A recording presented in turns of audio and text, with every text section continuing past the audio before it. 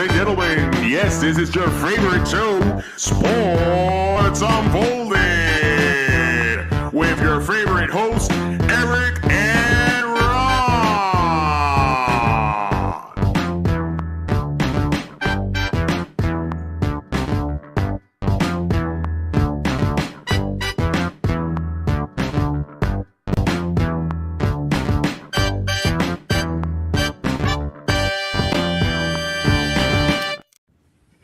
Hey, sports fans!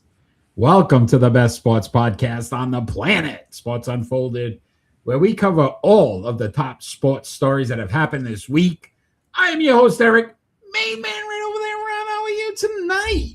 I don't know why you're so happy. I am This has psyched. been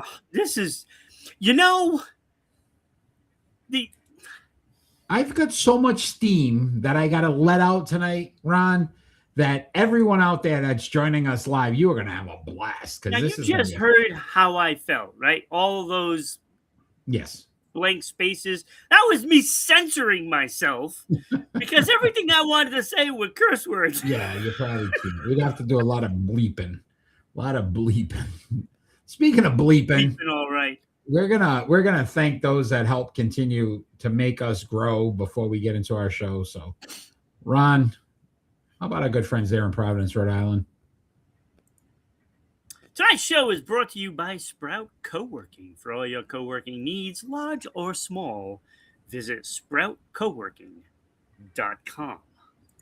Also want to thank our good friends there in Dallas, Georgia. Thank you for the support. 99.1 WDJY-FM for putting us on every Saturday at 1 p.m. We appreciate that support. A lot of listeners out there. Come join us on Fridays, 6 p.m. We'd love to hear from you out there and let us know what you think of the show, as well as our good friends here in Southeast Connecticut, S6E27, Public Access Channel 12. Thank you for putting us on every Tuesday. We appreciate the support there. And if you're watching us there, jump in on Friday nights. Let us know what you think of the show as well. Ron, before we get started, I do have to say to everyone out there, I'm shocked you are on tonight, because I would have thought you personally, of all people, would have been in New York City with the Taylor Swift, Travis Kelce wedding. I know you're a man of love and compassion and wanted to see that happen. So I was like, he's not going to do the show tonight. Well, I did get the invite. The problem is, Eric, here's the problem.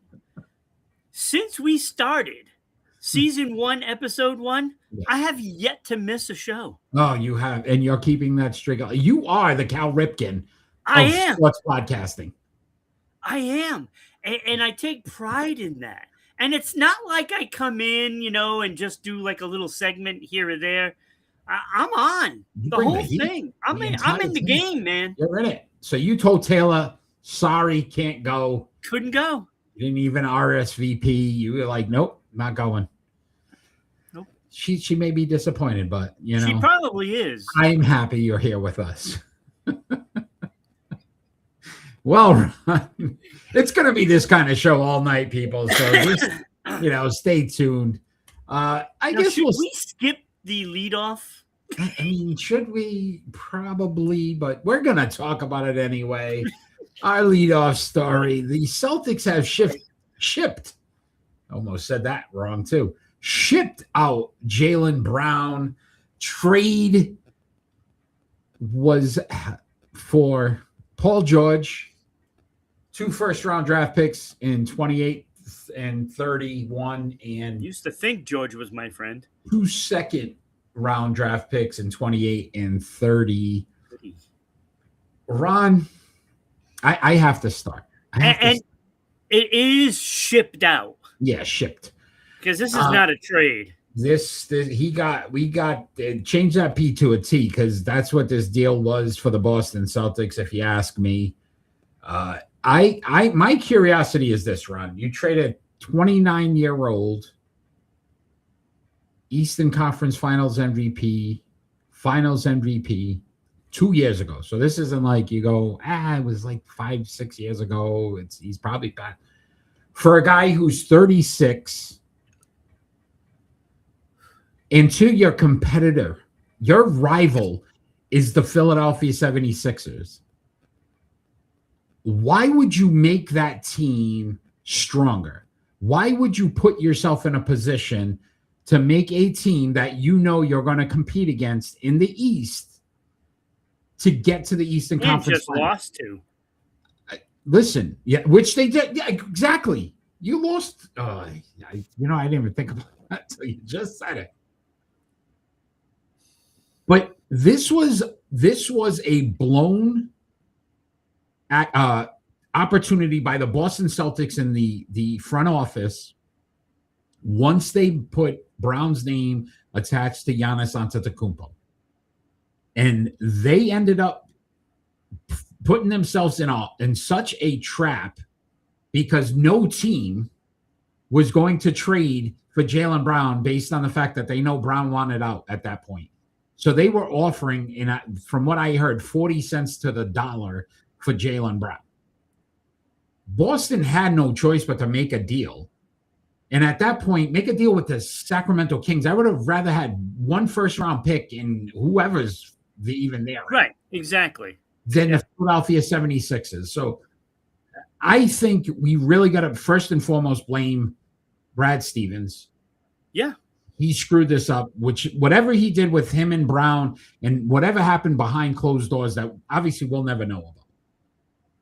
I mean, I think. And I got to say, so far Jaylen Brown hasn't really dragged the Celtics through the mud, and I bet you he can. Oh, without a doubt. And I'm sure he wants to move on from it. He's not happy. Again, you think about, you have the two Jays who obviously have had a ton of success. We're not going to sit back and say the Boston Celtics haven't been good.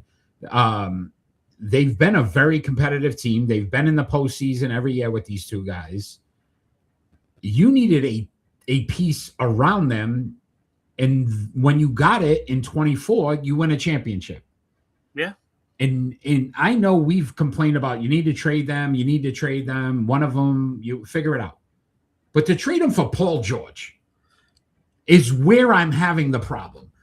I'm not saying Paul George isn't a good player, but he's a good player on the back end of his career who last season was suspended for 25 games. And you traded a guy that's in his prime. In his prime. For a guy that's clearly not. Clearly not. Paul George averaged 11 points less than Jaylen Brown. Nothing about this trade that is good. Nothing. Even the draft picks are going to be low draft picks. The Philadelphia 76ers are gearing up now. Yeah. Anthony Simon ended up going there. They're talking about LeBron James possibly going there. Like, they're going to just gear up. They saw what the Knicks did, and they said, okay, well, we're just going to put these pieces together and see how they fit. Tyrese Maxey. If you have Embiid healthy, they got the pieces they need. This team's loaded. With Maxey, team is a good team. Maxey, Brown, and Embiid, absolutely loaded. That's a better lineup than the New York Knicks. That is championship caliber team right there. And if you add another piece to this, there's going to be players that want to go. Just write it in. Yeah. They're going to look as good as Detroit was last season, as good as the Knicks were in the postseason. I don't think they can compete with that. Because, you're looking at a potential 3 top 10 players on the same team. And that's exactly what it is. 3 top 10. You figure Jaylen Brown was 6th in MVP voting. Maxey, definitely top 10. I mean, he's fantastic. I think he's great. And on top of all of that, we haven't even talked about Edgecombe, who was so good as a rookie. This team is going to be insane. It's going to be insane. Yeah, I don't. Oh yeah, and to me, Embiid is a bonus because I don't even think they need him to be great. No, I think they're better off without him, honestly, at this point. So I wanted to ask this question, Ron. Does this move make the Boston Celtics closer to winning a championship? No. So in the grand scheme of it, this was supposed to be the year that we sat back and it was a rebuild year when Tatum was out. Brown carried the team, gets them to the postseason. And now are you telling the Boston fans that this is a rebuild year again? Because that's how I'm looking at it. They picked up Robinson from the New York Knicks. They needed a big man. But you needed a big man that could score. And Robinson's very good defensively, rebounding, that's great. Hacker Robinson now for 82 games in Boston. Great. We get to watch him throw bricks up for free throws. What did you do to help the Boston Celtics stay competitive in the East? Nothing.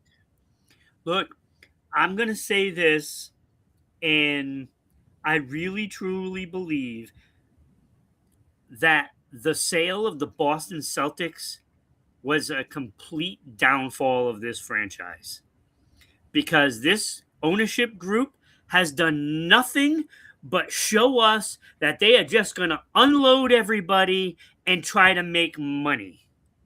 And you know what this is saying? Hello, Boston Red Sox basketball version. This is exactly what we're getting. They are going to make it look like they're trying to do something, but it's a smoke screen, and this team is going to be absolute garbage when it comes time for game one. And when you have, two guys that you're going to count on, and the fact that they think that Double P is going to be the answer to make up for Jaylen Brown. Absolutely. Well, I love Double P, but he is not Jaylen Brown. And I think it's a joke that they're actually trying to pawn this off on us as if Boston fans are just so blind. Oh, wait. Yes, they are blind. I'm so sorry. They are blind because they put up with it with the Red Sox. And then here we are in off season, and we're getting it from the Celtics and the Bruins. And you know what? I'm done with it. I will say Neely and Sweeney is the same thing as what this Brad franchise is doing now. We here in the New England area have probably the worst ownerships in sports right now. And I will clearly say we talked about this at work today with a couple of my coworkers, and think about this. Rafael Devers, when they traded him, they didn't get really much back. They didn't get anything back. I mean, the Celtics left of that either. Now the Celtics, Jaylen Brown for nothing. The Boston Bruins, how many times did we see all these other teams making great free agent acquisitions in Boston, knowing that they need like a top line center or something like that? Just let all these guys go and then say, oh, we picked up this veteran who's played for the last 12 years in the league. Okay, well, clearly he's on the back end of his career. It's like they're all mimicking each other and seeing who can make the worst deals and still pack an arena, pack a stadium, because that's what they do. The only team that legitimately continues to try to make moves is the New England Patriots. Yeah. And we say they're the cheap ones. Half the times we'll sit back and go, why didn't they get a top receiver? Why did they go out and trade for A.J. Brown? They went last year and spent the most money in free agency and got to a Super Bowl. Wants to win because he's also a fan. He was a fan of the team before he owned it. And he wanted to save the Patriots, and he did that because he's a fan. Yeah. And I love the fact Kenny, that thanks for joining. They do what they have to do, and now we have 3 franchises in this area that are worthless in my 100%, book. 100%. The Boston Celtics went from a top contender. Listen, Vegas had them booked to be one of the top teams, even after the next one. This move here clearly moves Philadelphia up and moves it past Boston. And this is what they're going to sit back and give us. Teams that are ahead of them now. How does that give any Boston Celtics fan any enthusiasm about this upcoming season now? And you're also bidding on Jason Tatum. Still probably not 100%. I don't care what you say. That injury, he is definitely an individual that you can say mentally, that injury is going to affect him for quite some time. That's your number one star. That's your only star. Yeah, that's your only star. He's not happy. He shouldn't be, because you've got Jason Tatum and a bunch of role players. And I don't care how good you think Jason Tatum is. He could be a top 5 player in the NBA today. He cannot carry a team by himself. He cannot. He can win some games. They're not getting to a championship. You've just destroyed this franchise. Eric, I don't even think they're done. I got a feeling Derek White is going to be next. And one of the big men have to go if they just got Robinson. So I'm guessing Garza is the guy that goes. I haven't heard anything about Mike Conley. Is he on the block? Are they talking about Mike Conley? Because I hope not.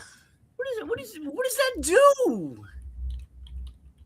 Like, where is he going to fit in? If you have Derek White, where does Conley fit in? Oh, why Celtics signed Mike Conley? They signed Mike Conley. That is phenomenal. Well, now I'm pretty sure that I'm right. Mike Conley's 39. Yeah. So you get Mike Conley at 39 and Paul George at 36. This is absolutely atrocious. Yeah. Say goodbye to Derek White while you're at it, because he's on his way out. Bronny James, best future off a trade from the Lakers. Let's get Bronny. Bring him in. At least he'll be younger. It's a joke. It's a joke what this new ownership group is doing White, to the Celtics. Peyton Pritchard and Mike Conley now as your backcourt for the Boston Celtics. Listen, this team, I'm sorry. They've destroyed a franchise. They might not make the playoffs. I hope they don't. Because I'm looking at this now. Detroit is better. Philly is better. New York is better. Toronto is better. Charlotte is better. Charlotte losing Ball might hurt them a little bit. Yeah, so that one could hurt. Kobe. But I would say, to your point, that's probably the 6th, 7th best team. It's all dumb, yeah, but this is the problem. Why, Kenny? Kenny, if you, of all people who are a diehard Celtics fan, can tell me why this Boston Celtics would dump at this point when they realistically overachieved last year. Last year was supposed to be the dump year. They were one player away. Last year was the dump year. Last year was the year you said, okay, Tatum's out. We're just going to ride this through. And I'll tell you. They got rid of Porzingis and Drew Holiday last year because of the same thing. Like, oh, let's just rebuild. Okay, fine. I could live with it. But now you're getting worse. Now you're literally scrap heaps. It's like going to the dump and you got a Mercedes and you're saying, I'm going to put in a friggin' Hyundai motor in my car because, you know what I mean? I just want to save some money. Like, what are we doing? Yeah. You've changed a franchise in a matter of a week. A week. I understand they had to trade Jaylen Brown. I get it. Because Jaylen Brown was not happy anymore. He wasn't going to stay in Boston, and they had to do something. But then do something that makes a little more sense for your team than 2 draft picks that are worthless, and a guy that's 36 who clearly in the next 2 years is retiring. Yeah, because where you gonna pick in that Philadelphia spot? Bottom 4? your pick's going to be better because your team's going to stink more. So it's not even like you got anything for it. And honestly, the kid's coming out today. And that's the problem. It was a dump of a player that still would have, if he didn't want to share the court with Tatum, he wasn't going to throw, his season away. He was still going to try no matter what. I mean, it's Jaylen Brown. Like, he's a great player.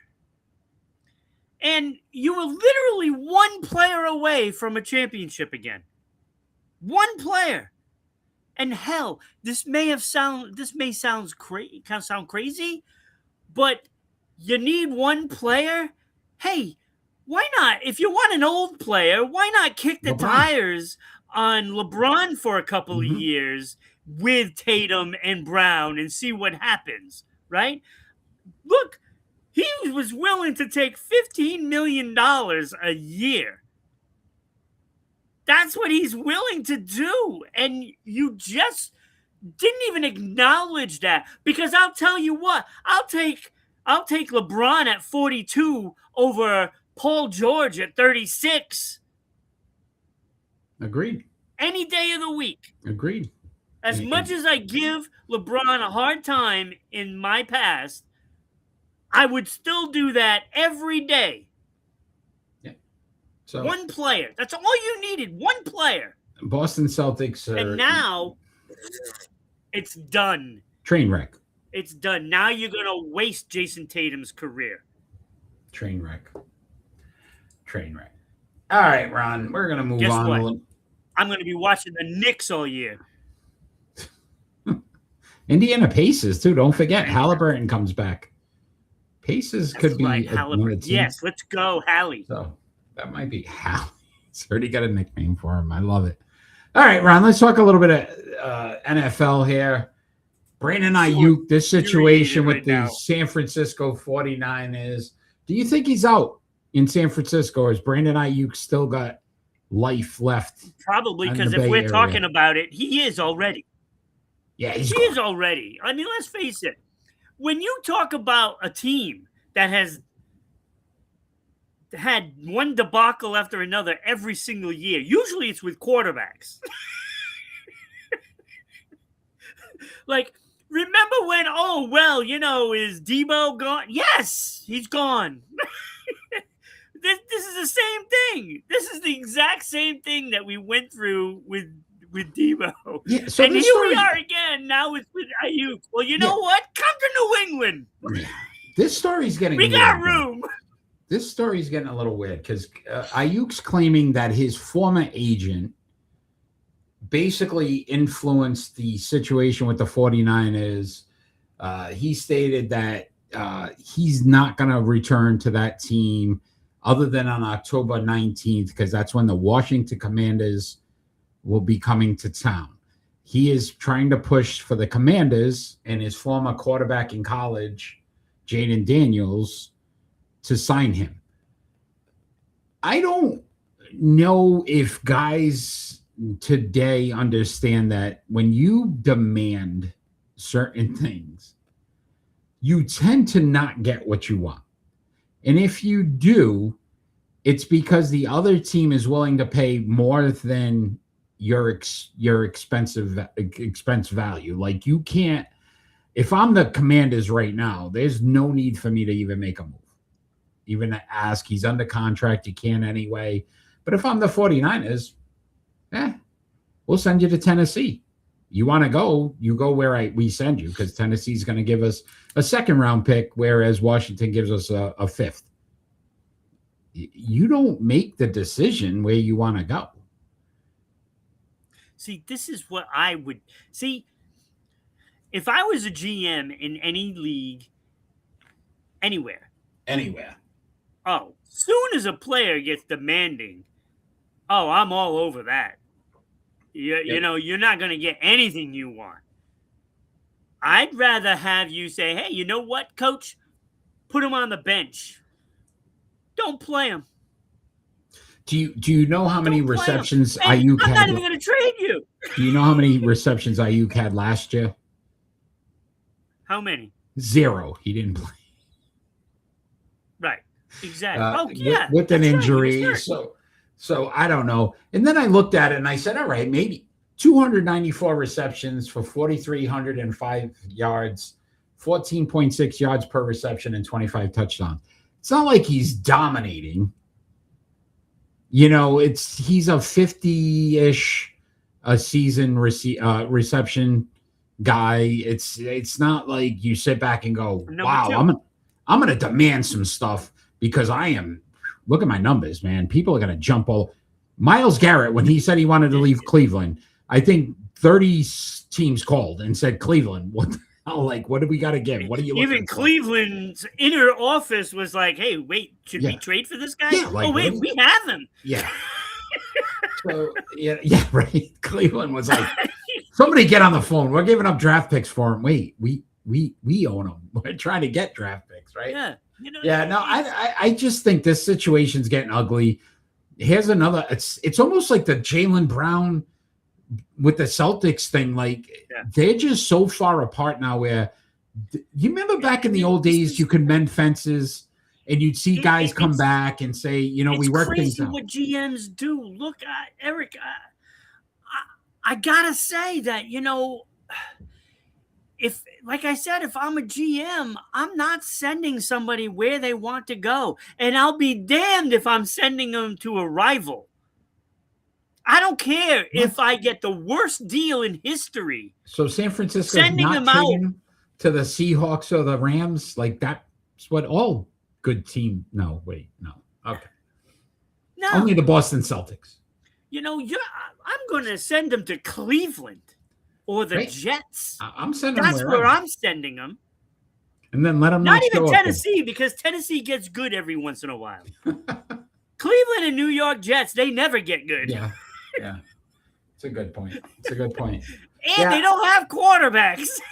we will have to see how this all pans out, but I think Aiyuk's he's gone. Stuck. He's gone. But he's stuck until San Francisco wants to pull the trigger. Yeah.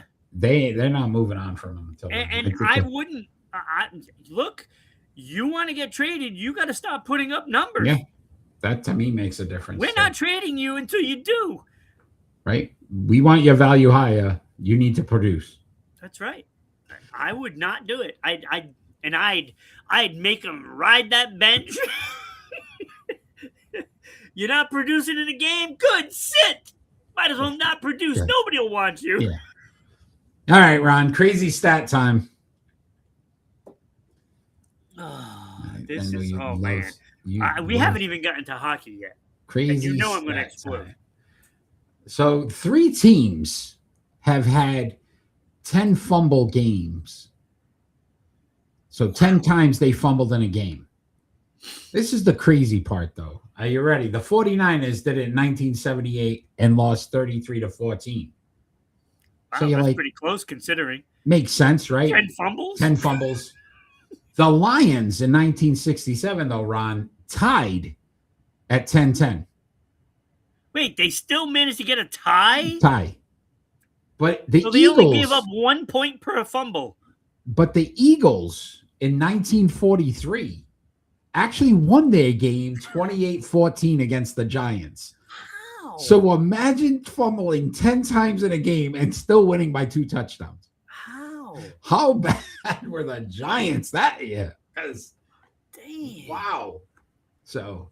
Wow, that's terrible. I was like, how do you lose to a team they must have like all that? Lost every one of them. And I'm like, wait, they tied. They won a game. Like, that's insane to think about. That's some crazy numbers right there. 10 turnovers in a game and you still win. Maybe they were Apple turnovers. 1943, my friend. Apple turnovers.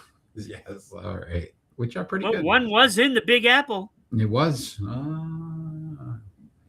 All right, Ron. It is time for starting 5. This is a barn burner.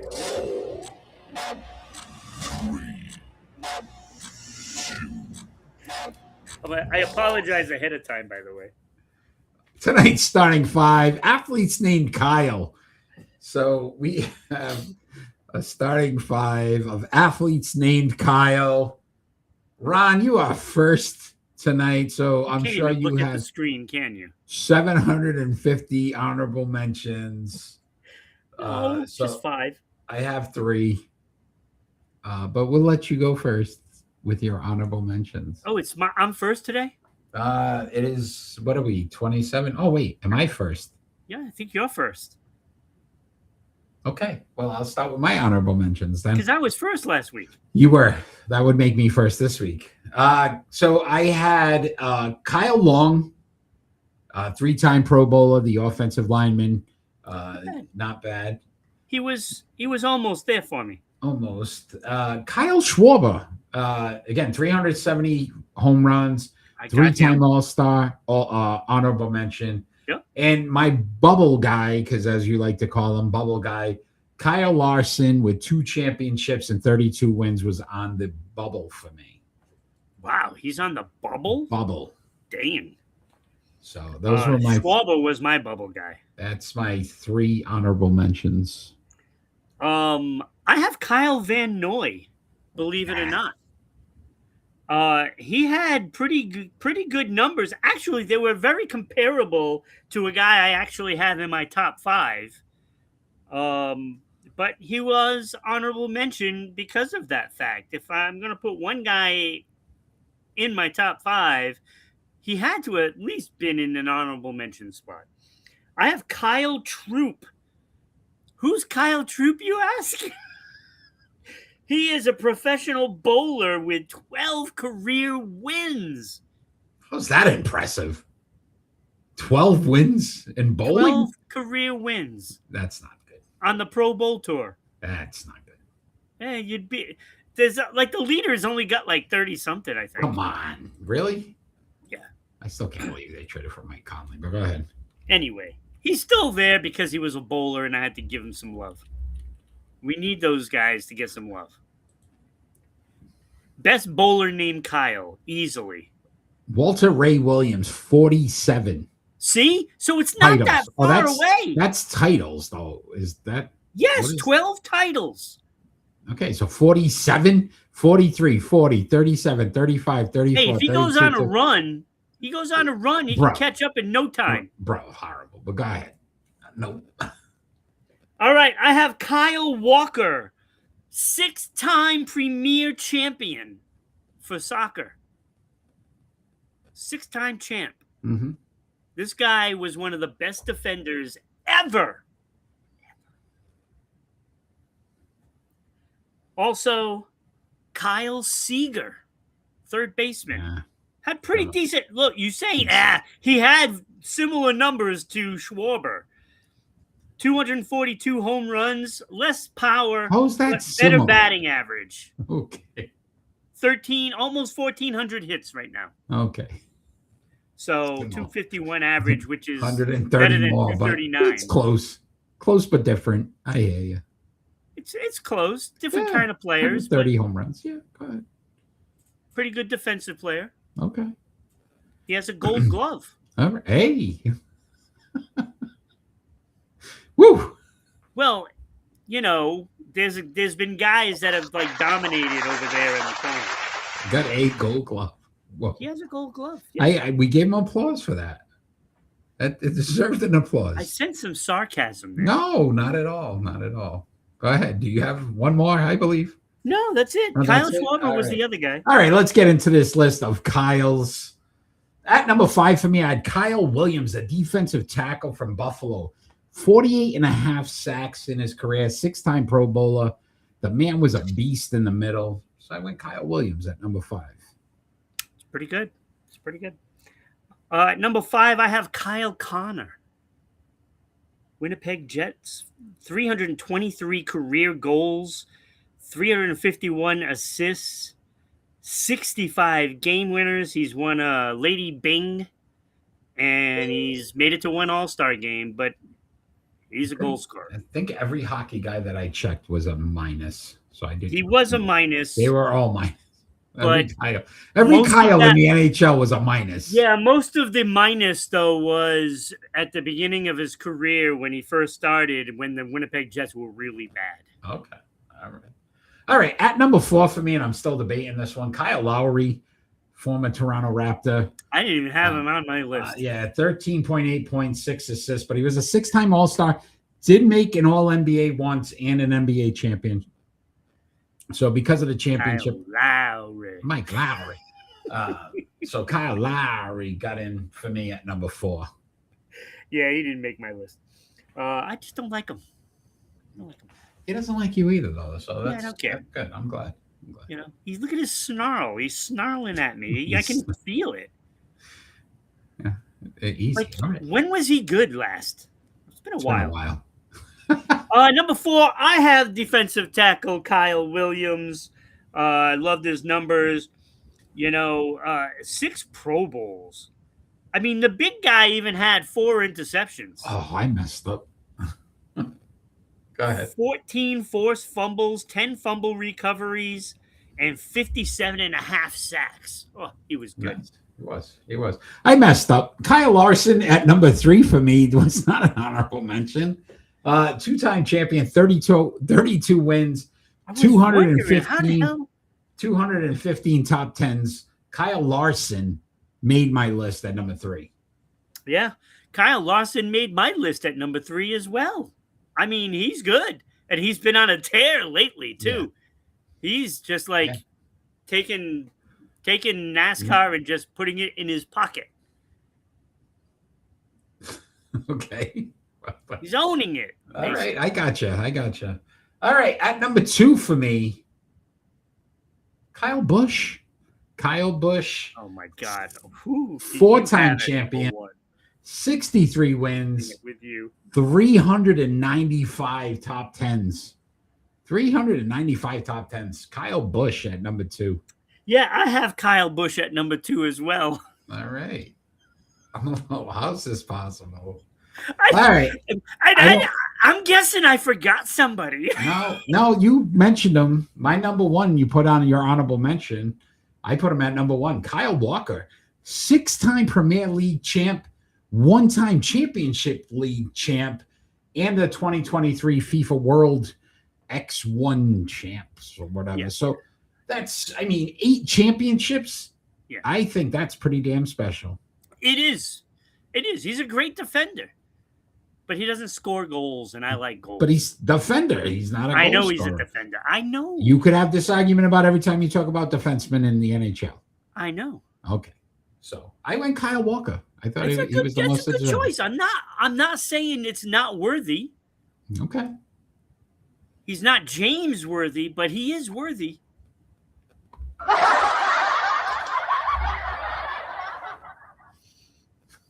Your number 1? I have this gentleman right here. Kyle Maynard.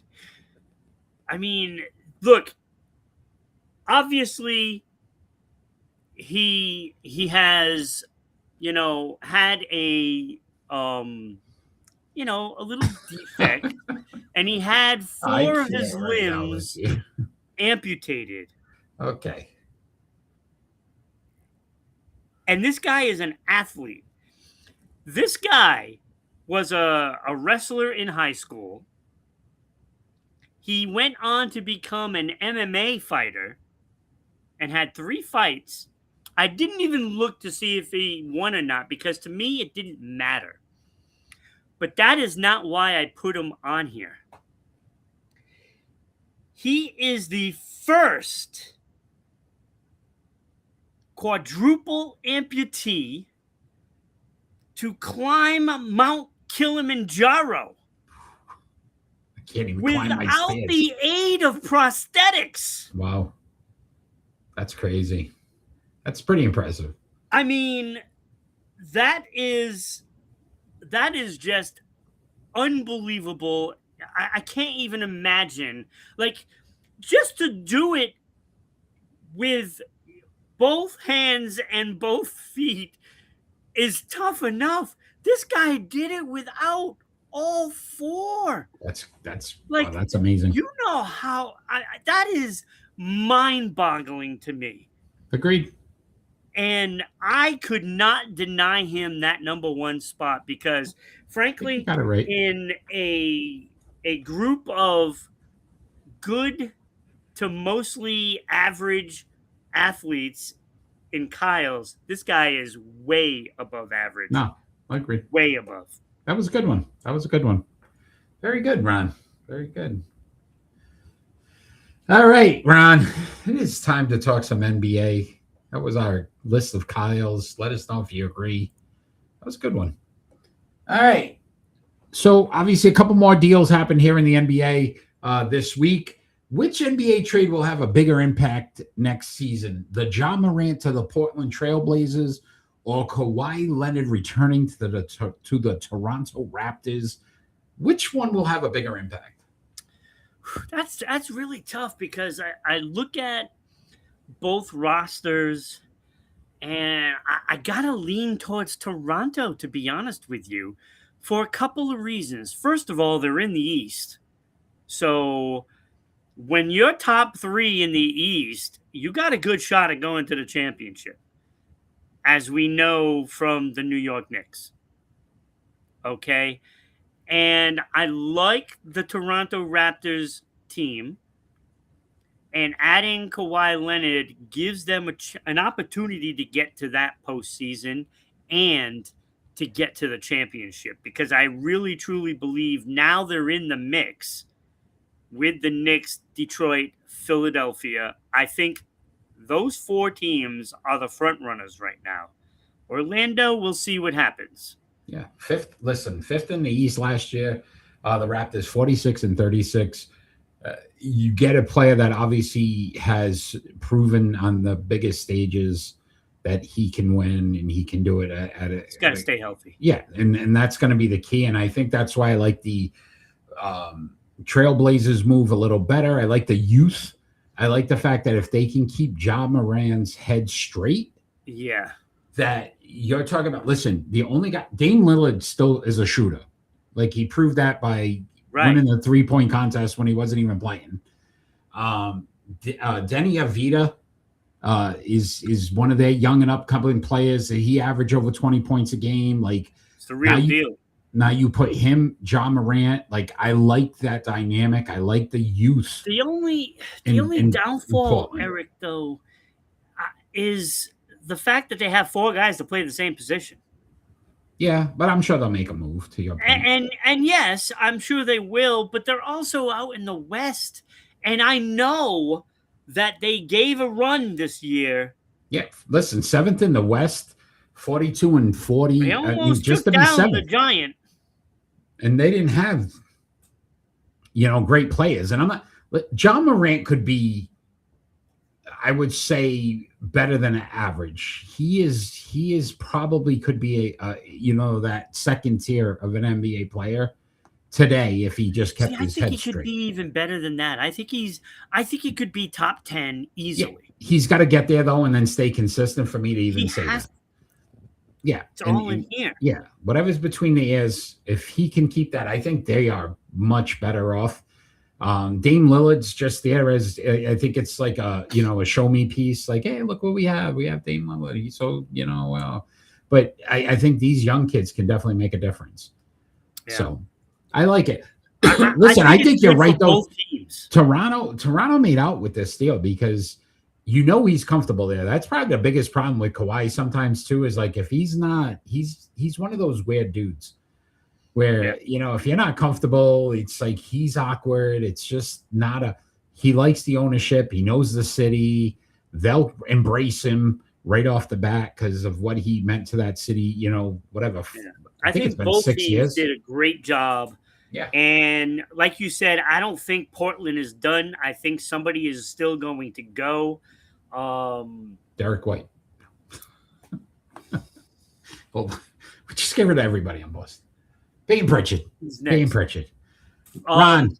But yeah, so I think look, Ja Morant makes this team a contender.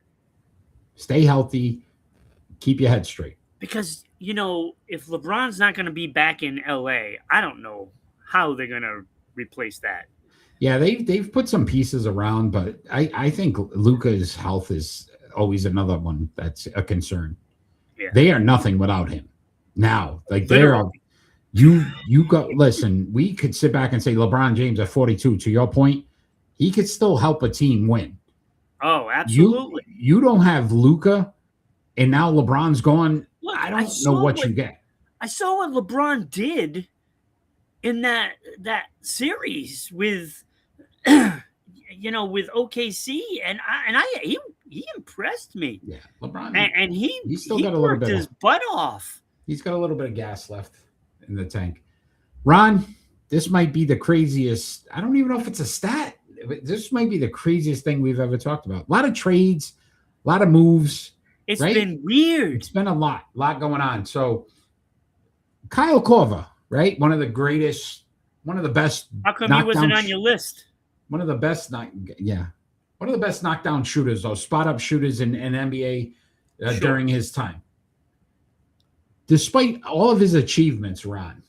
What achievements? Are you ready to find out what he was traded for? What achievements is what I want to know. He scored. He did all right. He had a couple good years. Sure. All right. The New Jersey Nets drafted Kyle Korver. The Nets then traded Kyle Korver to the Philadelphia 76ers in exchange for $125,000 in cash. Some teams do that. But the Nets then used the cash to purchase a photocopy machine. So Kyle Korver, in turn, was traded for a photocopy machine in his NBA career. That sounds about right. That may be a new one for all of us. Like, we thought the Boston Celtics got nothing. You got nice photocopies there in New Jersey saying, hey, look at the guy. Rivals the Red Sox trading away Babe Ruth to open up a Broadway show. Right? Like, what is going on, man? I was like, it wasn't even Broadway. Wasn't it Boston? Photocopy. You got a photocopy machine for Kyle Korver. Photocopier. Got him for Xerox. Let's do it, man. Hey, it wouldn't be so bad if it was a 3D printer. I'd take that. But let me ask you this, Ron. How bad was their financing that they had to trade a guy to get the money to buy a copier? Like, who was running that organization to say, you know what? Isn't it? If we trade Kyle Korver, we could probably afford to get that photocopy machine that we haven't been able to get because it's just way out of our budget. Do it. Make the move, man. We need to make some copies. That's embarrassing. We need to make some copies. I feel bad for Kyle Korver now. Right? Like, that story will stick. Copy machine. Maybe it was one of those where they can like clone a copy a player. You know when we'd make they traded him for like a bag of chips.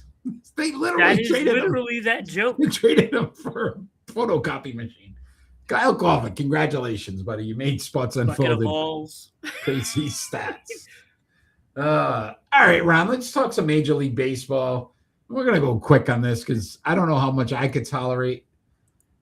Oh, this is lovely. This is a lovely conversation. What are you talking about? Do you believe Aaron Boone's job is in jeopardy with the New York Yankees? Like, can he hold on? His job is always in jeopardy. They've lost 7 straight. They got swept by the Red Sox. They got swept by the Detroit Tigers. Their last 2 series. Now second in the AL East, 3.5 games behind the Rays, who have won 7 straight. So they literally flip-flopped.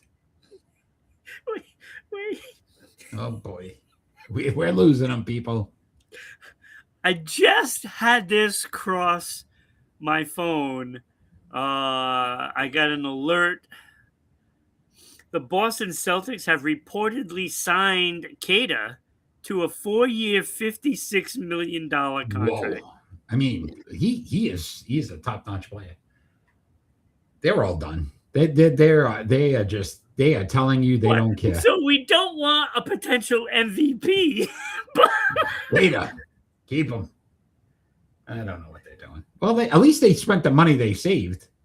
I guess we'll look at a positive. No, actually, because Paul George is making almost what Jaylen Brown was making, which still blows my mind too. So 7-game losing streak. The Yankees. I think he's held on to this job. Believe it or not, man, this guy has been around for a while. 745 and 535 as the Yankee manager. So what's that? Almost 1,300 games. You know what's sad? That they've lost 7 in a row, and Tampa Bay has won 8 in a row. Yeah. Oh, so but Tampa Bay must have won today. The Yankees are only 4 games back. Yeah, well, Tampa must have won today.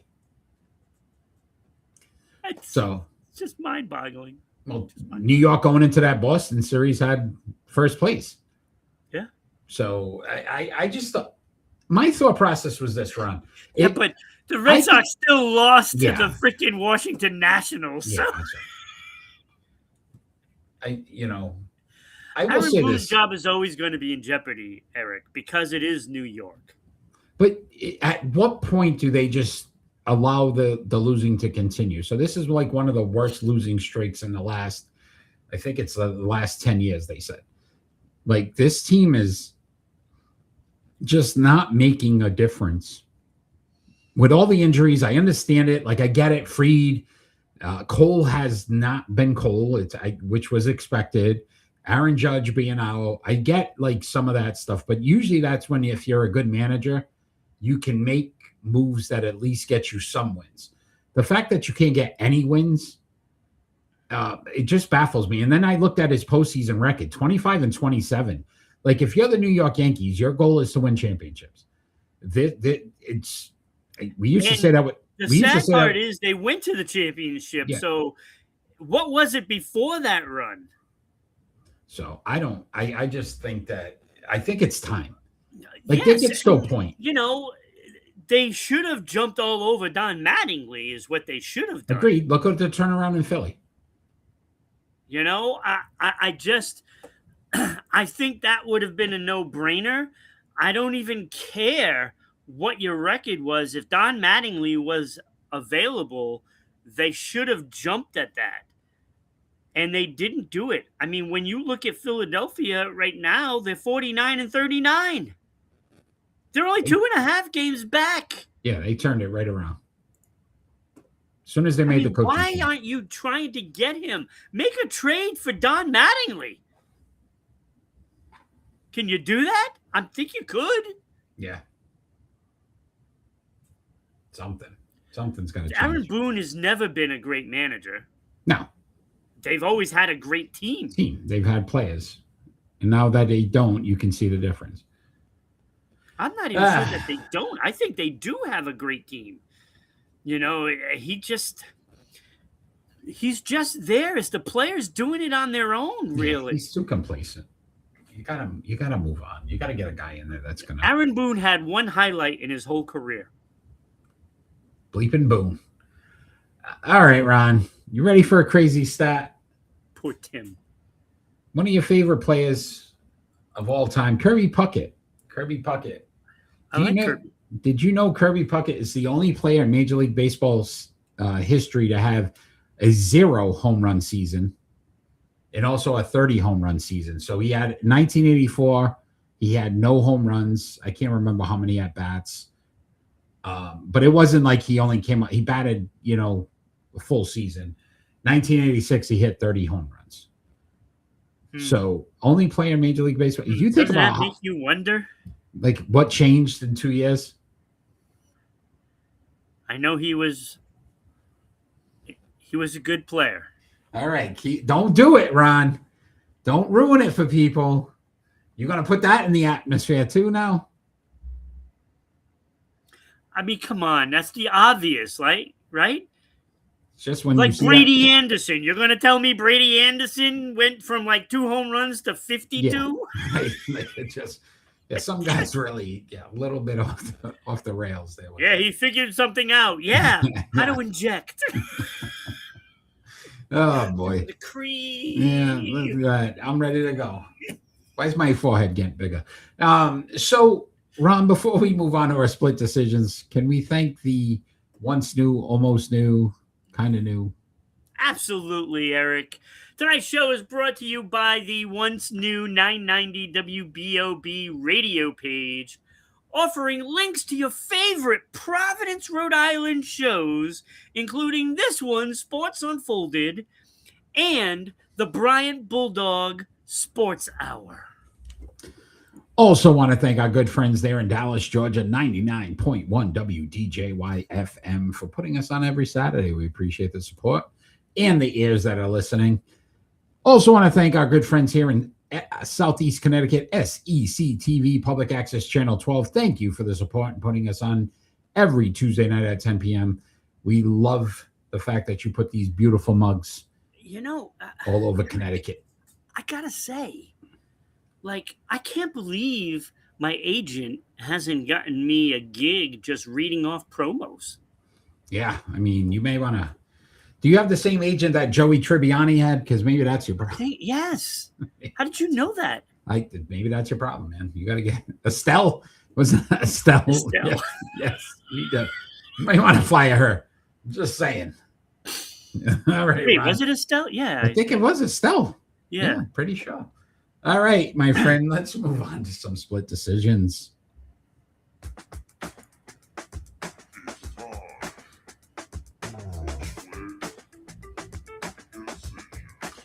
Our split decision segment, basically, we give each other two more likely questions, and we have to make a decision. I am first tonight, so I will start you off, Ron, with your first split decision.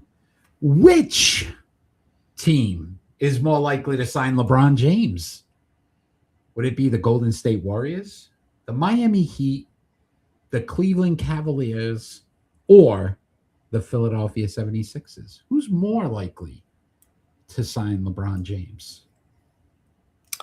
I'm going to say the Cleveland Cavaliers because, first of all, Golden State blew their opportunity because the way they were going to be able to do it was an exemption clause, but they ruined that when they signed I can't remember who they just signed to. They signed one of their guys to a contract, and that blew the opportunity for LeBron to sign an exemption. So they are out. I don't think it's going to be Miami because for some reason I feel like Pat Riley holds a grudge. Yeah, and they said they do have, both of them. There was some bad blood, supposedly. I think he holds a grudge, and I don't think he's going to do it just because of that. It would be interesting. Oh God, I hope it's not going to be Philly because then they go into the championship if they do. But Cleveland, very interesting because they've had some opportunities the last couple of years, and I think LeBron could fix that problem. And it could get them over the hump to get there because that's a nice team. They have a couple of young players that did not perform very well in that final series they played. And I think LeBron, he could have gotten more out of those two players, and I think that's a big part of them growing up, right? They need a guy that is a leader, and LeBron is a leader. So I'm liking Cleveland. I think he comes goes back home. Finishes his career at home. Yeah. Okay. All right. Good one. Oh, it's me. That's usually how this works, my friend. Yes, I see that now. I go, you go. I go, you go. Hugo's not on. Speaking of Hugo, where is Hugo? Not on, man. Probably busy. All right, Eric. Which team is more likely to win the NBA championship this year? Well, this coming season. Yeah, gotcha. Philadelphia 76ers, Toronto Raptors, Portland Trailblazers, or the Boston Celtics. All right. Let's so the three teams you gave me, Philly, Toronto, and Portland. I think Portland's too young. I think they're not ready. So I can't. So that leaves me with Philly and Toronto on the screen here. If I had to choose between the two, based on experience, I mean, you go probably Toronto with Kawhi. Like, yes, Jalen got there and won one, but not as much as Kawhi's done it. But I really like the Philadelphia lineup.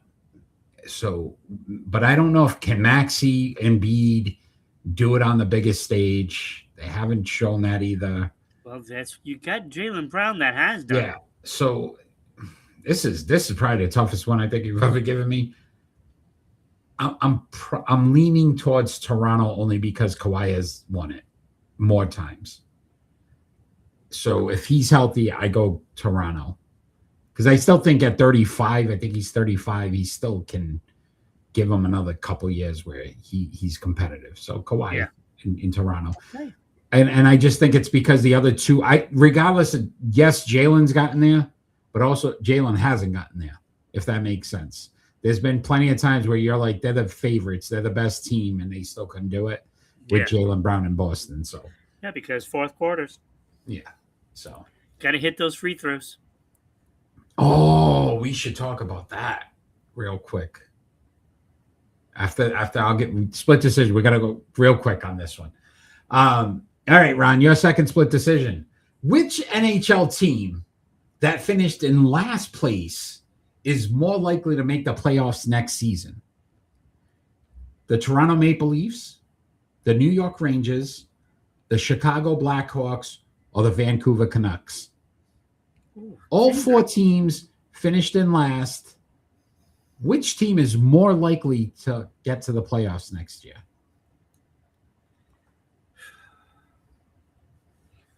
Oh my Lord. Wait, get to the playoffs? Just to the playoffs, not winning. Just okay. Playoffs, and buddy. Chicago Blackhawks. Okay. Yes, Chicago Blackhawks. I think Toronto's got. They need to get a new GM. Okay. Because, on the outside, it looks like a nice signing getting Bobrovsky. But he was awful last year. Yeah. That's why Florida struggled. Yeah. And the Rangers, they just demolished their team, and they're not going to be good. Okay. And the Canucks? No, they're not good. No, they're going to trade half the players. Hey, Robinson Cano. All right. Your second split decision. Who is more likely to score more goals for the Washington Capitals this coming season? Alex Ovechkin with 32, Alex Tuch with 33, Tom Wilson with 30, or Alexei Protrust.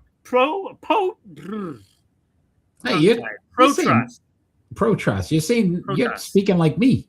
Yeah, I can't read my own writing, and it's like cause problems.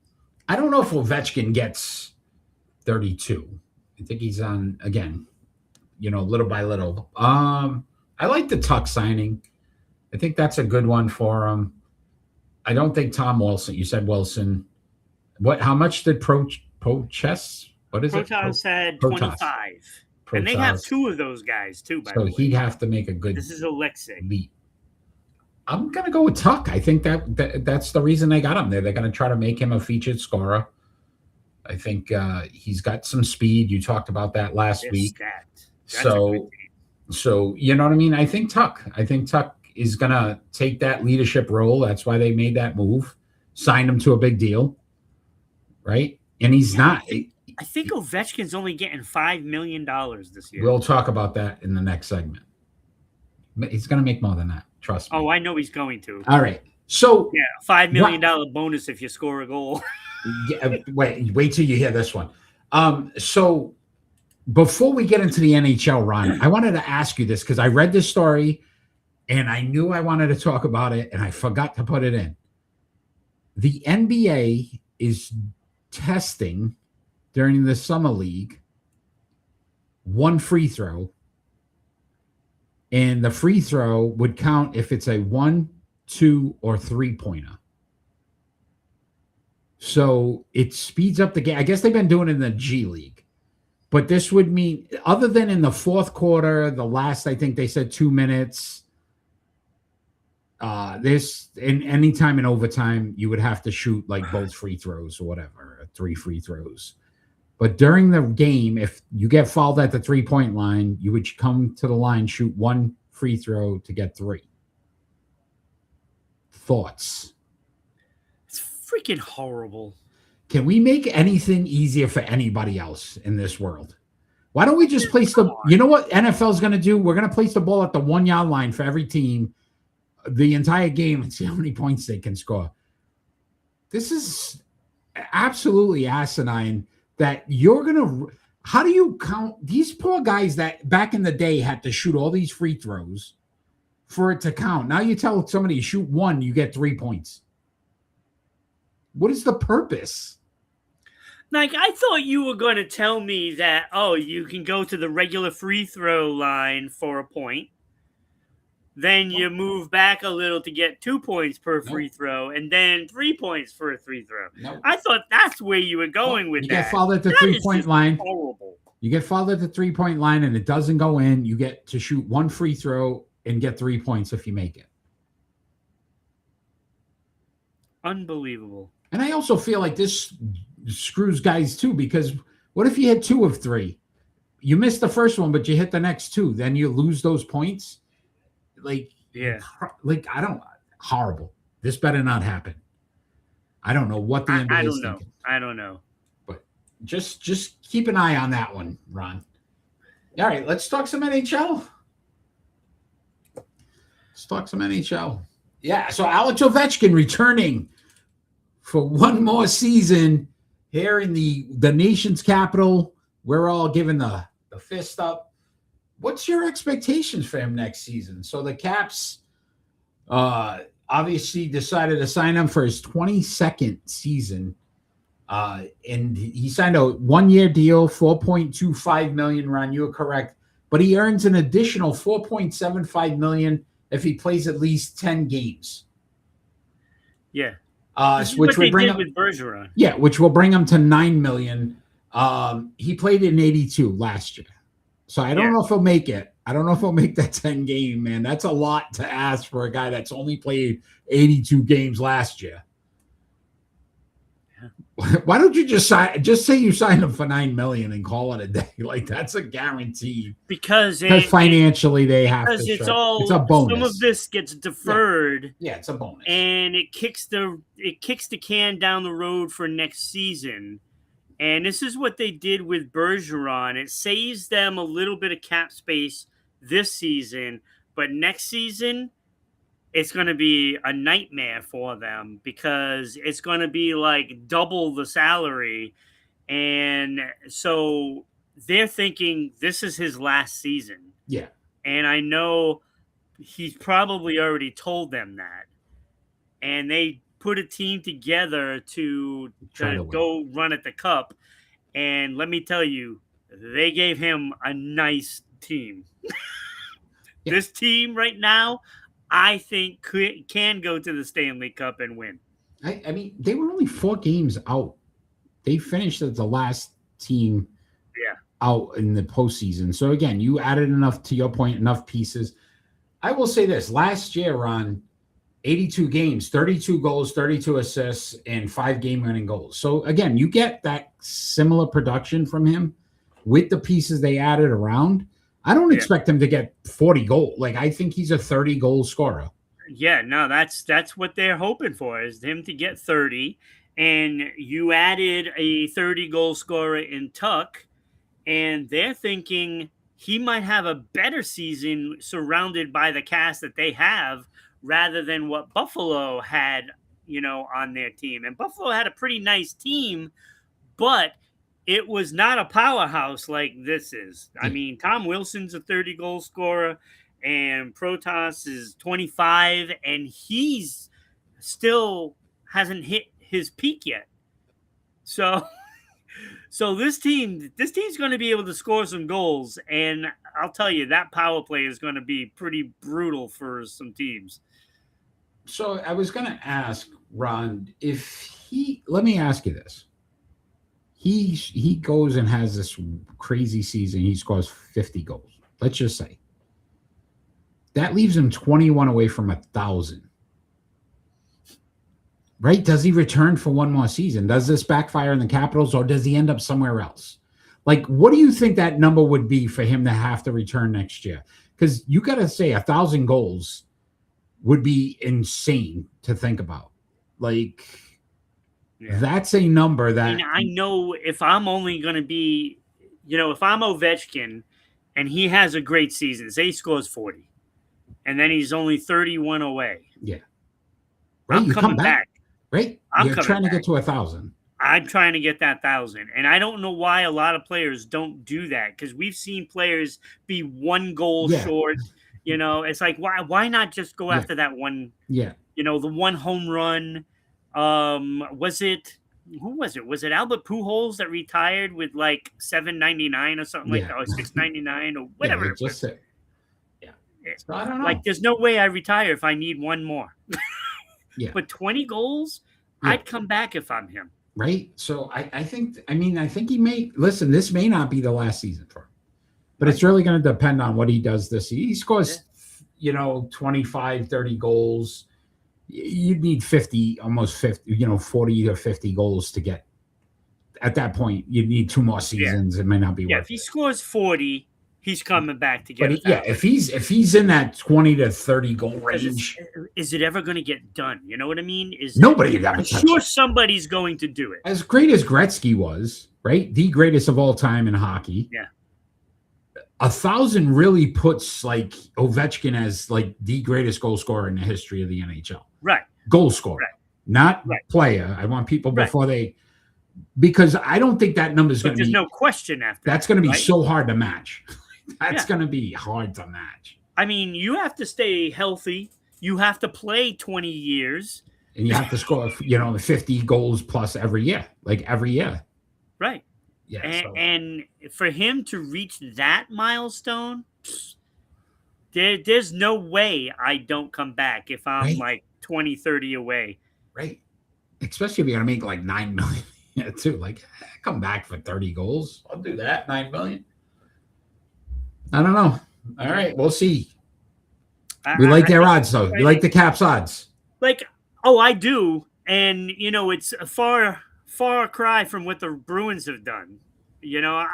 I'm just so PO'd at the claims, we got to bring it this year because, we're not happy with the results, blah, blah, blah, blah, blah, blah.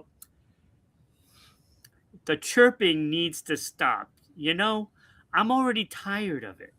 Because have you seen the players that they've signed? I haven't even paid attention because there's nobody. It's nobody. They're all minor leaguers. And they let a couple guys go from Providence. Oh my God! Okay. Can the draft suck more? Because now they traded away Fabian Lysell. Oh, good. It's like, we don't need to draft the first round picks anymore. Just trade them. Because if you're going to pick a guy and you don't keep him, what's the point? Trade it, use it for assets, but use it for guys that are good. They have a worse squad this year than they had last year. And I thought it was all third and fourth liners last year. It's looking worse. It's worse. They haven't signed anybody good. And there's some great players out there that would really fit. Like, hey, why not Patrick Kane? Why not Patrick Kane? The guy can still score goals. That's what you want, isn't it? You ultimately want to score goals. Why not kick the tires? Wouldn't it be nice to have Patrick Kane on the same line as Pasternak? It's ridiculous. They tried to get Tarasenko a couple of years ago. The old Red Sox try. He's available. He scored 23 goals last year. I'd take that. What's the problem? I think it's this whole market right now. And I think, again, because you're in Boston, they take for granted that the fans are just going to keep coming. They're going to keep coming. And that's the problem. Yeah. You've got The Red Sox still sell out, Fenway. I haven't watched a game. People are going, Ron. That's the problem. I know they're going. Right? Like, boycott it. Stop going. Make this ownership team say, where do you hurt the ownership team for them to make change? Their wallet. Holy cow. We're not selling out. We're not getting people at the concession stands or buying the merch. Now you change it. Yeah, and the Celtics and the Bruins see 17 what's to 1 happening, and they're following suit. Shady, thanks for joining. 17-1 Cardinals in Cubs right now. 16 run difference. I would not want to be those fans. I don't know if that's the most in history. Is it? Is this? Is it? Is it the biggest? Sorry, let's look it up. I don't think that is.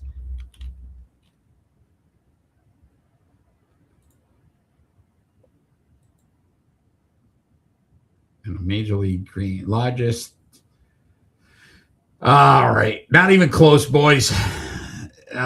So Shady, the 32 to something, if I'm not mistaken. The Chicago White Stockings in 1882 beat the Chicago Whitecaps, right? No, the Cleveland Blues. Oh, jeez. So the Chicago White Stockings beat the Cleveland Blues 35-4, which was I knew it was in the 30s. So, yeah, that's not even close. The most recent one is 2007. The Rangers beat the Orioles 30-3, which was 27. That's the most recent. Yeah, it's not close. Like 17-1 is a blowout, yes, but it's not even close to the record. So not a record, Shady. But thank you for the info. We appreciate it. It's still tuned. pretty bad. Stay on, man, my man. That's my man. All right, Ron, you ready for your crazy stat? Absolutely.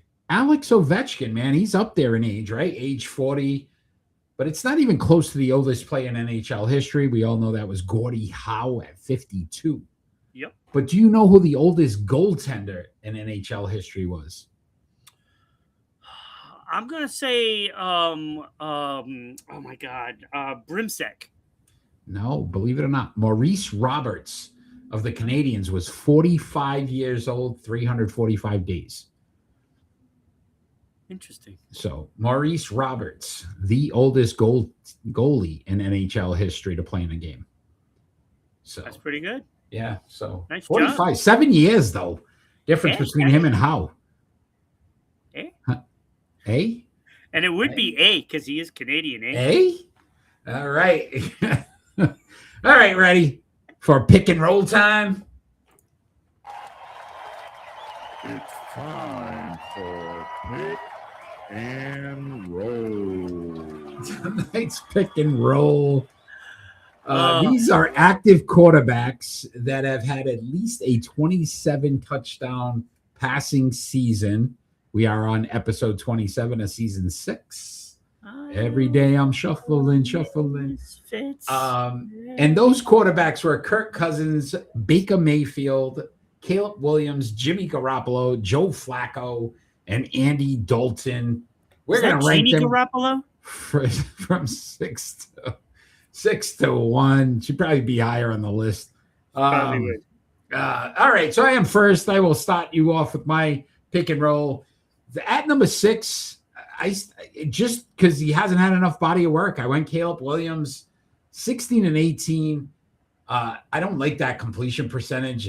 He needs to improve on that. 60.3 completion percentage, 7,483 yards, 6.6 yards per attempt. Not going to cut it either in the NFL. 47 touchdowns, 13 interceptions. I mean, less mistakes, so that's good, but not enough body of work for me to put him ahead of any of the other guys. Not that any of the other guys are great. But at number 5 for me, I had Jimmy Garoppolo. Garoppolo 43 and 21. So even though he had a winning record and 67.4% completion percentage, which was best out of all these guys, 15,828 yards, 8.2 yards per attempt, which is best on this list. 96 touchdowns and 52 interceptions. The only thing he did was win 2 championships sitting on a bench behind Tom Brady. I was not. They don't ask you how they got one. Yeah, I am not putting him ahead of anybody else based on that. At number 4 for me, a guy that I really like. Actually, wait, let me rephrase that. Has grown on me, but he had a losing record, so I had to put him at number 4. Baker Mayfield, 58-62, 63.5% completion percentage, 28. Isn't there like a Cleveland exception? They should be, right? Because he would have much better record otherwise. 28,525 yards, 7.2 yards per attempt, 197 touchdowns run, 101 interceptions, 2 Pro Bowls, a most improved player, and he won Rookie of the Year. So Baker Mayfield at 4, and the only thing that kept him out of being higher was because he has a losing record. He's only 4 games away. He may get ahead of that now. At number 3 for me, absolutely do not like this guy. But again, he had a winning record. Andy Dalton, 84 and 83s, 1 game over 500, man. It counts for something, I guess. Isn't he going to start this year? I don't know. I hope he could. 62.6% completion percentage. See, if I was him, I would go to Cleveland. He'd definitely start there. 39,793 yards, 7.0 yards per attempt, 254 touchdowns, pretty impressive. 151 interceptions, so 100 more touchdowns to interceptions, not bad. And a 3-time Pro Bowler. He was, he had Chad Johnson and all those guys in Cincinnati that got him those Pro Bowls. At number 2, Kirk Cousins, 88, 77, and 2. Come on, you can't do it. 66.7%, 44,700 yards, 7.6 yards per attempt, 298 touchdowns, 131 interceptions.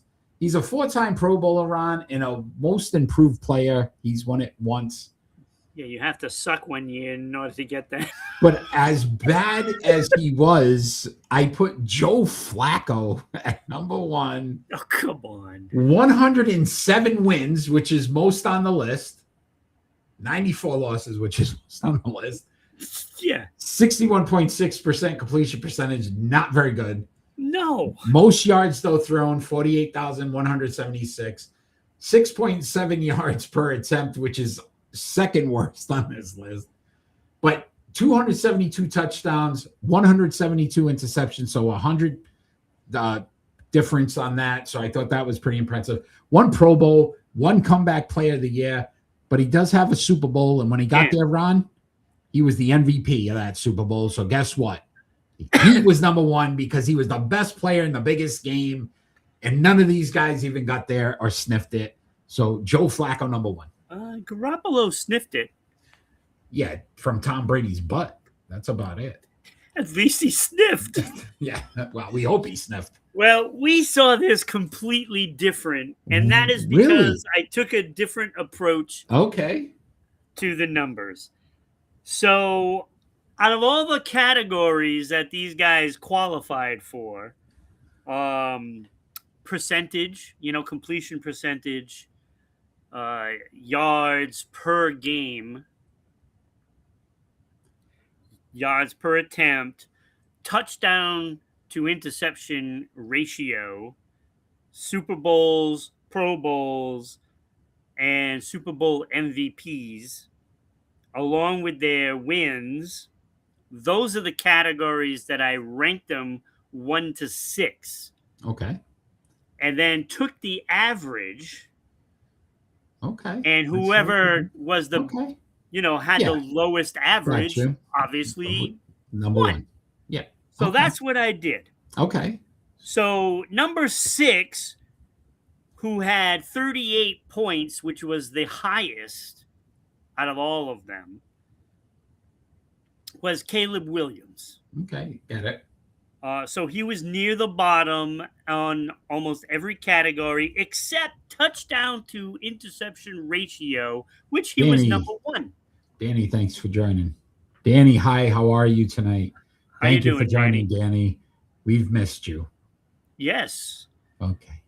So Caleb Williams was at the bottom except for the touchdown to interception ratio, which he was number 1. 3.62 touchdown to interception rate.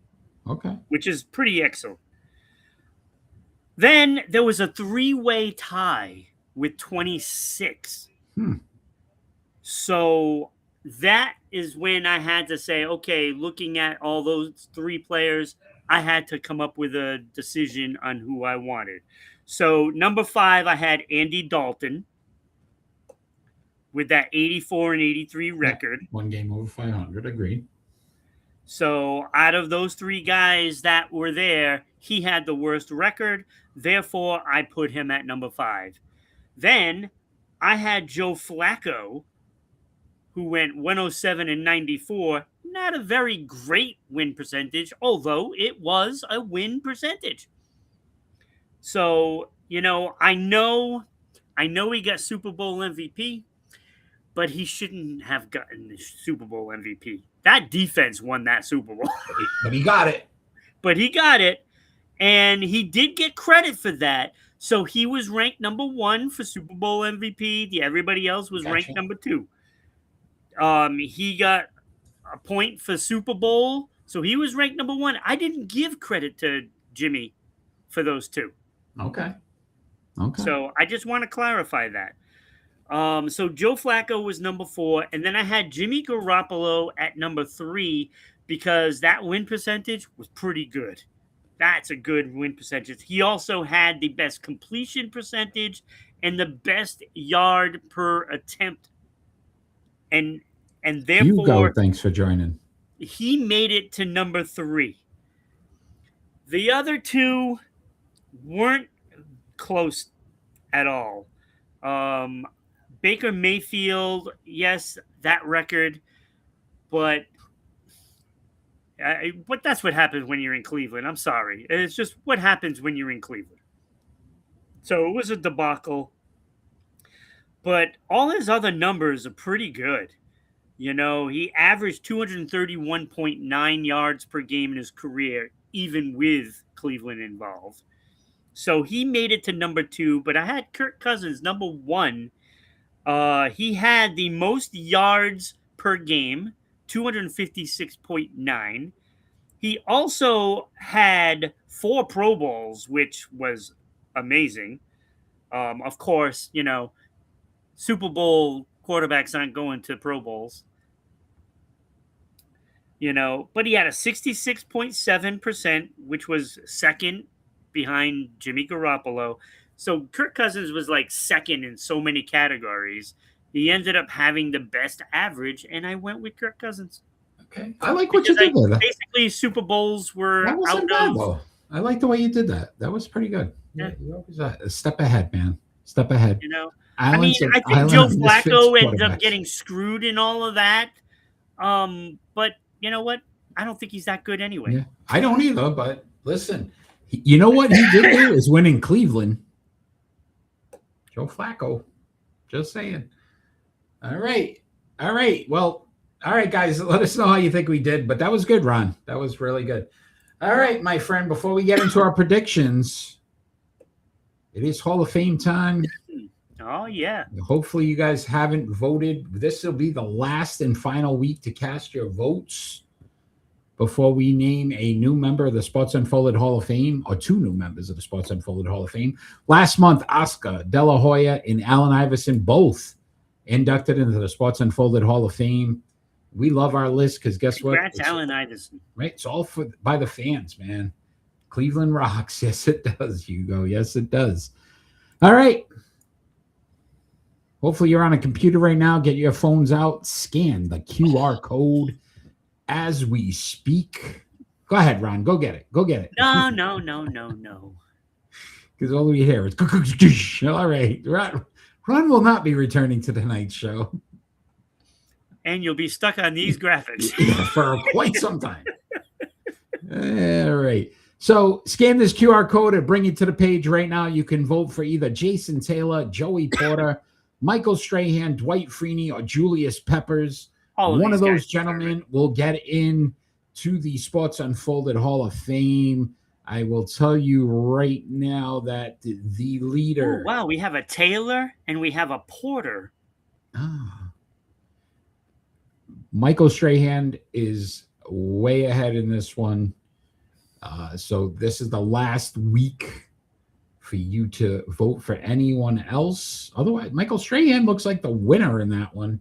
He is definitely way ahead. Oh, is this an early early projections? Yes. Yes. So if you look at it, right, this region hasn't voted yet, Ron.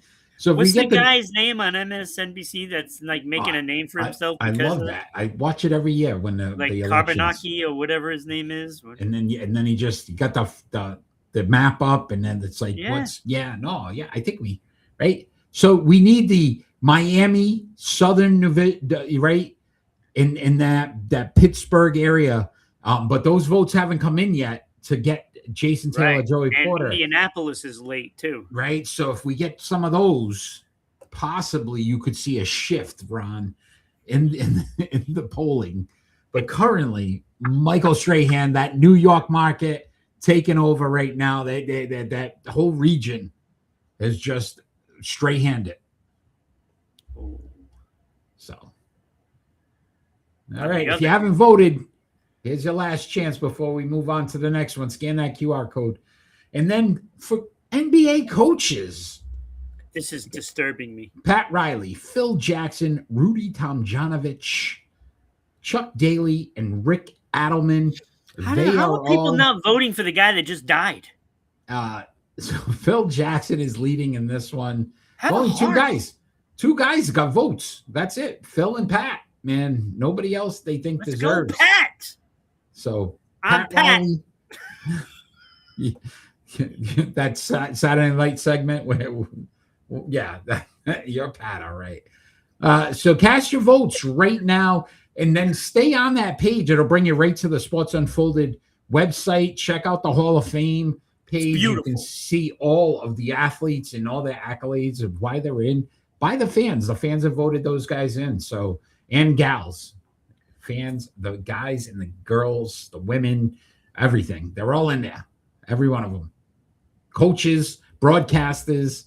I mean, we're moving the needle here at Sports Unfolded Hall of Fame. So we're excited about that. All right, Ron. It is coming down to prediction time. If you want to bring that shot up. Danny, I know, is on. He's always wondering how he did last week. Danny, you went 2-2. Hugo 4-2. Eric and Ron 5-2 because we got the NASCAR winner, the race winner. Yes, Shane we did. Ginsbergen. So again, you can make some moves here. If you are joining us live right now, all we ask is that you let us know who you want to win these games, and we'll put your name on the chart as well. We are starting off in Major League Baseball, Ron, on the 3rd. So this weekend, 3-game series between the Chicago White Sox, and they are traveling to the Cleveland Guardians. This is for first place. Neither one of these teams. Chicago's absolutely terrible on the road. Cleveland's like 2 games over 500 at home. Something had to give, but based on the fact that Chicago's so bad on the road, I went with the Cleveland Guardians to at least take 2 of 3. Yeah, I went with Cleveland as well. I also think that they're the better team. I think so, not too. Not by much. Yeah, I think, listen, the White Sox and what they've been able to do this season has been pretty remarkable, so I'm not going to take anything away from them. But, yeah, I think they'll have a big purge coming. One of the Sox, see, if you have Red Sox, not as good as White Sox. You need White Sox. Back in the old days, we always had those White Sox. Hugo, who you picking? Danny, who you picking? Shady, if you're still on, picking. Hugo's going. Real Slim Shady, please stand up. Who you taking? Best of 3, Cleveland for Hugo. Hugo having a pretty good year too. Now he's bounced back. He's over 500. So I mean, definitely turning around. You might hit 60%, Eric. Don't jinx it. Don't do it. You know that has not been You're done doing it before. on purpose. No, you're doing it on purpose. It's not going to work. Nope. I focus on week to week, my friend. That's all I'm looking at. What's this week's? go. I guess Danny's left us. Danny, no. Shady might have left as well. So let's move on to another Major League Baseball 3-game series. You got the Atlanta Braves, our friends out there in Dallas, Georgia, at the Pittsburgh Pirates. Both of these teams obviously pretty competitive. Braves, though, best record in Major League Baseball. Yeah. There's no way I'm picking Pittsburgh over Atlanta here. I'm definitely going Atlanta. I wouldn't be surprised if it was a sweep. Right. I agree with you. The Braves, a much better team. So definitely home of the Brave. Home of the Brave, Hugo. I like it. This only works. My comeback only works if we pick differently. We picked everything the same last week. Lately, it's starting to look that way. Got some WNBA action tonight, Ron. The Minnesota Lynx at the New York Liberty. Last week, Liberty win the Commissioner's Cup. So they're half of the way from doing a clean sweep for the New York basketball teams if they can win the championship, which is pretty crazy. So that's something that might be fun to watch this year if they can do that. Crazy stat. But I'm going right in front of our eyes. But I'm going Minnesota here with that Lynx. Yes, Hugo. I'm going with the Lynx. Just the best team in the WNBA right now, Minnesota. Yeah, I'm going New York. I just think they're going to be at home. They know this is a big game, and I think they're going to take care of business at home. Okay. All right. I like it. July 5th, you got the Indiana Fever at the Las Vegas Aces, another WNBA barn burner there. I guess is that what we're going to call it? Barn burner. Yeah, I'm going with Vegas. They're the better team. I think they're second overall, if I'm not mistaken. They are. 5 losses, I believe. I don't know how many losses. They're definitely in second. They're pretty good. They're pretty good. So I'm going Las Vegas Aces. I know Indiana's 11-8. They're still having a good season, but not as good as the Aces. Hugo going with Vegas, breaking out the emojis. We always love those. If you're going to pick games, people, use the emojis. Use the emotes. We love them. All right, Ron, we got some FIFA action. I've been watching a ton of FIFA. I am really falling in love with this game. So the 5th, this is a big one. Mexico versus England in the round of 16. You hear the England team crying about something that they feel like they have a disadvantage because they had to go to Mexico. Yeah. Someone got a ball to the gonads last night.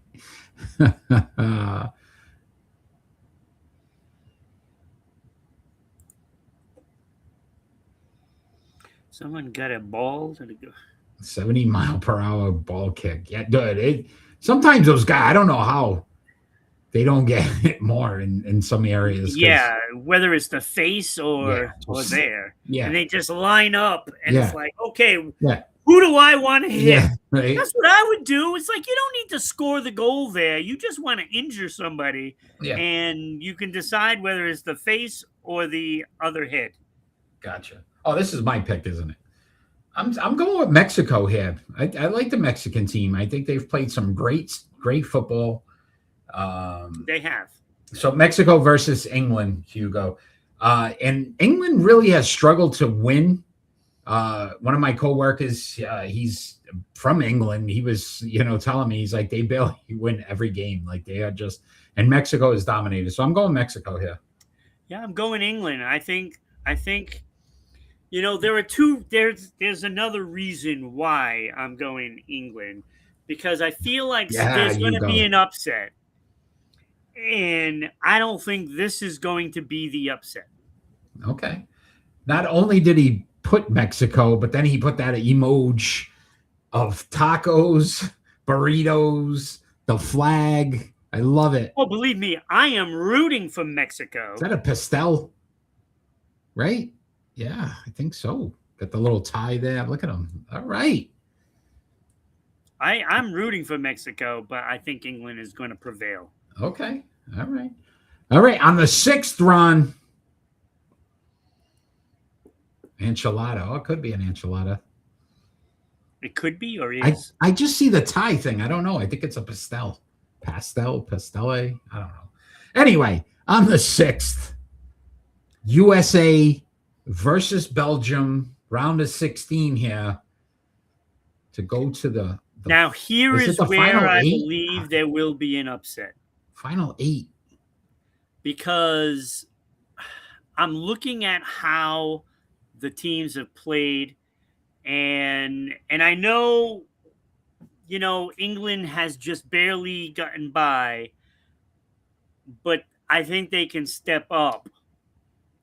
Belgium is one of the top teams, mind you, and it's the United States' fault that they're playing Belgium, because if they would have won that last game like they should have, they would have had to play, a lesser of a team. But we have to play Belgium. But I feel like Belgium can be had. And I believe that the way they got this team playing, they can beat Belgium. Yeah, and I'm going USA. Yeah, Hugo went USA. I'm going USA. I think they got a ton of momentum. And again, being in the United States, I feel like chicken.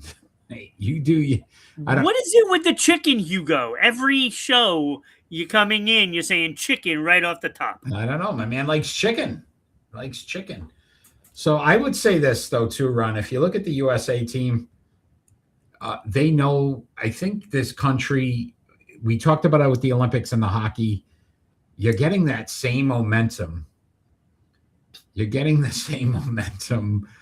From watch those ads, right? From this World Cup with the U.S. soccer team, you can see it building. And listen, I think if they can get it to at least to that, I guess it's final 8. I don't know what they call it. That's an accomplishment for the U.S. men's team. If they get by this round, it's amazing, because Belgium is a top 10 team. Belgium barely got by their last match. I know. They had to come back. A top 10 team. Right? They had to come back. They had to win late second goal. Like, I don't know. We'll see. Yeah, no, I like it, though. I like it. It's a good matchup. All right. Final one, Ron. NASCAR. It's in Chicagoland. It's in Illinois. The Aero 400. We need a top 5 driver. Oh, it's me. Yeah, I think it is. Wait, is it? No, I don't know. It's you. I'm going Brad Keselowski. He runs this track extremely well. Yes, Kez. So Brad Keselowski. Yeah, I'm going Tyler Reddick. Okay. He hasn't won in a while. I think he needs to get another win. It's been Kyle Larson dominating. Yeah. All right. So, except for the road races. That's that our boy, belongs to Ginsbergen. That's our guy every time. Okay. Kyle Larson again for. Let's go into the well. All right. Hugo, we put you down, my friend. All right. Tune in next week, Hugo. We'll see how you did. Again, can you stay over 500? I think you can, my friend. I think you can. Yeah, I think he's going to do all right. All right. He's got pretty much the same thoughts as most of our picks, and he has a blend of both. Yeah, he's got a blend. He's blending. He's blended. All right. Yeah, okay. Adam Sandler. Yeah, I knew where you were going. I just watched that the other night again. All right, Ron, it is final thoughts time, and our final thoughts don't necessarily have to be about anything sports related. It could be about anything happening in the world today. I am first, so I will give you my final thought. And this story, when I read it, it kind of bothered me, and I don't know why it does, because it shouldn't. Don't take mine. Tim Hardaway Sr., his son just signed with the Miami Heat, wanted to wear the number 10 in honor of his dad, which is retired by the Heat. And for some reason, he won't let him do it. He's like, that's my legacy. Let him have his own.